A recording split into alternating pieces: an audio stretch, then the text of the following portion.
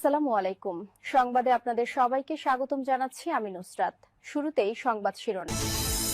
বাংলাদেশের সর্বশেষ গুরুত্বপূর্ণ আপডেট সংবাদে আপনাকে স্বাগত। শুরুতেই সংবাদ শিরোনাম, পরে বিস্তারিত। প্রথমেই জানাবো আমাদের হাতে থাকা সর্বশেষ গুরুত্বপূর্ণ সবথেকে তাজা আপডেট সংবাদ। শেরপুরে জামাত নেতা হত্যার ঘটনায় অন্তর্বর্তীকালীন সরকারে উদ্বেগ। শেরপুরে সংঘটিত সহিংসতায় বাংলাদেশ জামাত ইসলামের এক রাজনৈতিক নেতার মৃত্যুতে গভীর উদ্বেগ প্রকাশ করেছে অন্তর্বর্তীকালীন সরকার। আজ এক বিবৃতিতে এই উদ্বেগের কথা জানানো হয়েছে। এরপর জানাবো, ক্ষমতায় থাকার সময় জামাতের মন্ত্রীরা দুর্নীতি করেনি বললেন ডাক্তার শফিকুর রহমান। বিএনপির সঙ্গে ঐক্যবদ্ধ, ক্ষমতায় থাকার সময় বিএনপির নেতাকর্মীরাই দুর্নীতি করেছে, কিন্তু জামাত ইসলামের দুইজন নেতা ছিল, একজন হচ্ছে শিল্পমন্ত্রী এবং আরেকজন ছিল এই দুইজন। তাদের বিরুদ্ধে 1 টাকারও কোনো দুর্নীতির অভিযোগ কেউ দিতে পারেনি। যত দুর্নীতি সব করেছে বিএনপি। এদিকে নির্বাচনী প্রচারণায় আচরণবিধি মানছে না প্রার্থীরা। নির্বাচনী আচরণবিধি মানছেন না অনেক প্রার্থী। সাদা কালো বাধ্যকতা থাকলেও টানানো হচ্ছে রঙিন ছবি। বিধিনিষেধ উপেক্ষা করে বিদ্যুতের খুঁটি ও সরকারি স্থাপনাতেও লাগানো হচ্ছে প্রচার সামগ্রী। বিশ্লেষকদের মতে পেশিশক্তি রাজনীতির কারণে এমন পরিস্থিতি তৈরি হয়েছে। জানাবো, রাজশাহীতে পৌঁছেছেন তারেক রহমান। আসন্ন ত্রয়োদশ জাতীয় সংসদ নির্বাচনে এবার রাজশাহী বিভাগীয় সমাবেশ করতে তারেক রহমান রাজশাহীতে পৌঁছেছেন এবং মঞ্চে উঠেছেন। এবং সর্বশেষ জানাবো, রাজধানীতে ছিনতাইকারীর তাণ্ডব, গুলি ছুরিকাঘাতে আহত 2। রাজধানীতে পৃথক 2টি ছিনতাইয়ের ঘটনায় গুলিবিদ্ধ হয়ে এক মুদি দোকানদার ও ছুরিকাঘাতে নির্মাণ শ্রমিক আহত হয়েছে। এর মধ্যে মিরপুর পল্লবীতে গুলিতে আহত হয়েছে মোহাম্মদ হোসেন দীপু 45 এবং খিলক্ষেতে ছুরিকাঘাতে আহত হয়েছে লিটন 28 নামের এক ব্যক্তি। প্রিয় দর্শক, এতক্ষণ শুনছিলেন সংবাদ শিরোনাম, এবারে বিস্তারিত। তবে তার আগে বন্ধুরা, অনুরোধ থাকবে এই সংবাদটিতে একটি লাইক দিন। এই চ্যানেলে আপনি নতুন হয়ে থাকলে আমাদের সংবাদটি দেখতে দেখতে চ্যানেলটি সাবস্ক্রাইব করে রাখুন। কমেন্ট করে বন্ধুরা আপনার মূল্যবান মতামত জানিয়ে দিন আপনি বিশ্বের কোন দেশ থেকে বা বাংলাদেশের কোন স্থান থেকে আমাদের সংবাদটি দেখছেন এবং শুনছেন। আর বন্ধুরা, গাজা যুদ্ধে আপনি যদি নিরীহ ফিলিস্তিনিদের ভালোবেসে থাকেন, কমেন্টে ইয়েস লিখে পুরো বিশ্বকে জানিয়ে দিন। এবারে বিস্তারিত। শেরপুরে জামাত নেতা হত্যার ঘটনায় অন্তর্বর্তীকালীন সরকারের উদ্বেগ। শেরপুরে সংঘটিত সহিংসতায় বাংলাদেশ জামাত ইসলামের এক রাজনৈতিক নেতার মৃত্যুতে গভীর উদ্বেগ প্রকাশ করেছে অন্তর্বর্তীকালীন সরকার। আজ এক বিবৃতিতে এই উদ্বেগের কথা জানানো হয়েছে। বিবৃতিতে বলা হয়েছে, সহিংসতার ফলে প্রাণহানি সম্পূর্ণ অগ্রহণযোগ্য এবং অত্যন্ত দুঃখজনক। এ সময় জাতীয় নির্বাচনে 2 সপ্তাহ দূরে থাকাকালে সরকার, বিএনপি ও জামাত ইসলামী সহ সব রাজনৈতিক দলের দায়িত্বশীল নেতৃত্ববৃন্দ নেতৃত্ব প্রদর্শন এবং তাদের সমর্থনকারীদের মধ্যে সংযম নিশ্চিত করার আহ্বান জানানো হয়েছে। এছাড়াও গণতান্ত্রিক প্রক্রিয়ায় সহিংসতা, ভয়ভীতি প্রদর্শন ও প্রাণহানির কোনো স্থান নেই। এতে বলা হয়েছে, শেরপুরে সংঘর্ষ হত্যাকাণ্ডের ঘটনায় পুলিশের তদন্ত চলছে এবং নিরাপত্তা জোরদার করা হয়েছে। যারাই দোষী সাব্যস্ত ব্যক্তি রয়েছে তাদের সবাইকে আইনের আওতায় নিয়ে আসার জন্য অন্তর্বর্তীকালীন সরকারের প্রধান উপদেষ্টার পক্ষ থেকে নির্দেশনা জারি করা হয়েছে এবং আমরা মনে করছি যে পুরোপুরি বিষয়টিকে সুন্দরভাবে প্রতিষ্ঠিত করতে হবে এবং যারা এই ধরনের ঘটনাগুলো ঘটাচ্ছে তাদের জন্য আরও বেশি দায়িত্বশীল ভূমিকা পালন করার আহ্বান জানিয়েছে সরকার। এবং বিএনপিকে বিশেষ করে সরকারের পক্ষ থেকে বলা হয়েছে যে এই ধরনের অনাকাঙ্ক্ষিত ঘটনা ঘটানোর জন্য বিএনপিকে অবশ্যই জবাবদিহিতার আওতায় নিয়ে আসতে হবে। এমন কথাই অন্তর্বর্তীকালীন সরকারের প্রধান উপদেষ্টার কাছ থেকে জানানো হয়েছে।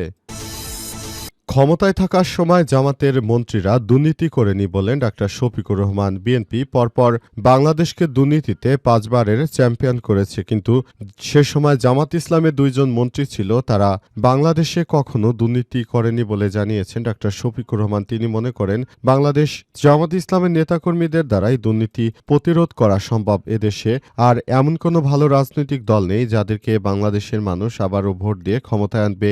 এদেশের মানুষ জানে যে বিএনপি কত বড় দুর্নীতিবাজ। তারেক রহমান কিভাবে সারা দেশ জুড়ে খাম্বা লিমিটেড তৈরি করেছিলেন এবং মানুষের কাছ থেকে টাকা নিয়েছিলেন কিন্তু বিদ্যুৎ দিতে পারেননি। এছাড়াও তারেক রহমান কিভাবে দুর্নীতিতে পরপর চ্যাম্পিয়ন হয়েছেন, এছাড়াও তিনি গ্রেনেড হামলা ঘটিয়েছিলেন যেখানে অনেক ঘটনা ঘটেছিল। তারপরে তিনি হাওয়া ভবন বানিয়ে সাধারণ মানুষকে দুর্নীতির মধ্যেও ফেলে দিয়েছিল তারেক রহমান। সুতরাং তিনি যে খাম্বা লিমিটেড তৈরি করেছিলেন এবং তিনি যে বাংলাদেশে নতুন করে আবার ভয়ানক এক ধরনের সংকট তৈরি করবেন সেটি এদেশের জনগণ জানে এবং সেখান থেকে এদেশের জনগণ এদেশের মানুষের সমস্ত কথাবার্তা বুঝতে পেরেছে এবং তারা জানিয়েছে এদেশের জনতা কখনোই আর এই দোষী রাজনৈতিক দলকে ভোট দেবে না। মানুষ হত্যা, পাথর মেরে মানুষ হত্যা, সাদা পাথর লুটপাট করা থেকে শুরু করে এমন কোনো অপকর্ম নেই যেটি বিএনপি করেনি। সুতরাং এই বিএনপির পক্ষ থেকেই আসলে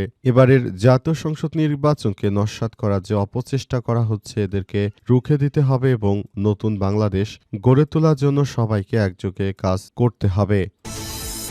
নির্বাচনী প্রচারণায় বিধি মানছে না প্রার্থীরা। নির্বাচনী প্রচারণায় আচরণবিধি মানছে না অনেক প্রার্থী। সাদা কালোর বাধ্যকতা থাকলেও টানানো হচ্ছে রঙিন ব্যানার। বিধিনিষেধ উপেক্ষা করে বিদ্যুতের খুঁটি ও সরকারি স্থাপনায় লাগানো হচ্ছে প্রচার সামগ্রী। বিশ্লেষকদের মতে পেশি শক্তির রাজনীতির কারণে এমন পরিস্থিতি তৈরি হয়েছে। এক্ষেত্রে নির্বাচন কমিশনের দায়িত্বহীনতারও প্রশ্ন রয়েছে। বহুল আলোচিত ত্রয়োদশ জাতীয় সংসদ নির্বাচনটা সুষ্ঠু সুন্দর করার মধ্য দিয়ে এবার বাংলাদেশ এগিয়ে যাবে বলে সরকার মনে করে, কিন্তু দেশের বিভিন্ন জায়গায় বিশেষ করে বিএনপির পক্ষ থেকে যে ধরনের কর্মকাণ্ড শুরু হয়েছে এতে করে সাধারণ জনগণ অনেক বেশি আতঙ্কের মধ্যে পড়েছে। সাধারণ মানুষ মনে করে বিএনপির এই ধরনের সন্ত্রাসী কর্মকাণ্ড আসলে কখনোই বাংলাদেশকে কোনো ভালো স্থানে নিতে পারবে না। আর এই বিষয়গুলো অবশ্যই বিএনপিকে অবশ্যই জবাবদিহিতার আওতায় আনা উচিত বলে মনে করা হচ্ছে এবং সে অনুযায়ী সরকার যেন যথাযথ ব্যবস্থা গ্রহণ করে এমনটা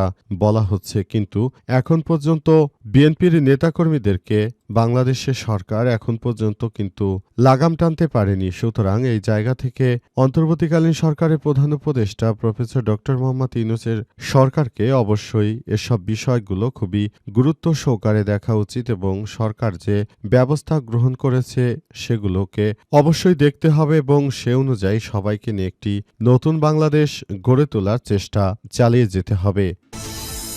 রাজশাহী পৌঁছেছেন তারেক রহমান। আসন্ন ত্রয়োদশ জাতীয় সংসদ নির্বাচনে বাংলাদেশ জাতীয়তাবাদী দল বিএনপির চেয়ারম্যান তারেক রহমান নির্বাচনী জনসভায় যোগ দিতে রাজশাহীতে পৌঁছেছেন।